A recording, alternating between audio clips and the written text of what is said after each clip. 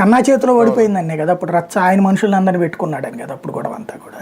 అవునవును, మొన్న ఎలక్షన్స్ ముందు వరకు ఆయన అంటే పురంధేశ్వరి ముందు వరకు ఆయనే ఉన్నాడు, సోమిరాజు గారు ఉన్నాడు.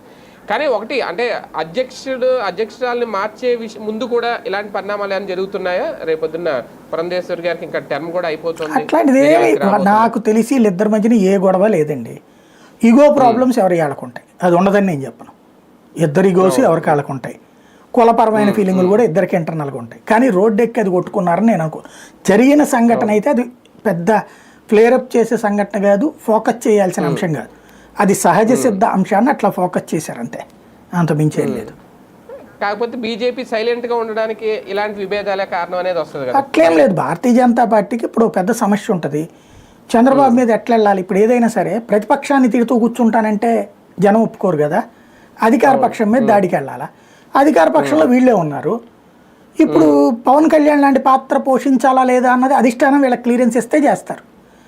అధిష్టానాన్ని అడిగే ధైర్యం వీళ్ళకి లేదు. ఆయన ప్రాంతీయ పార్టీ కాబట్టి ఆయన నిర్ణయం ఆయన, అధిష్టానాన్ని అడిగే ధైర్యం వీళ్ళకి లేదు. అదే సందర్భంలో వీళ్ళకి నేరుగా గైడ్ చేసి ఎట్లా వెళ్ళండి అని చెప్పే ఉద్దేశం అధిష్టానానికి లేదు. ఆ కమ్యూనికేషన్ గ్యాప్ మొదటి నుంచి ఉంది. అందువల్లనే సమస్య ఇక్కడ. అంటే చీఫ్ మారితే ఆ మార్పు ఏమైనా కనిపిస్తుందా రేపొద్దున? నాయకులు వచ్చేవాళ్ళు కనుక అగ్రెసివ్ వాళ్ళు అయితే పార్టీ సస్టైన్ అవుతుందండి.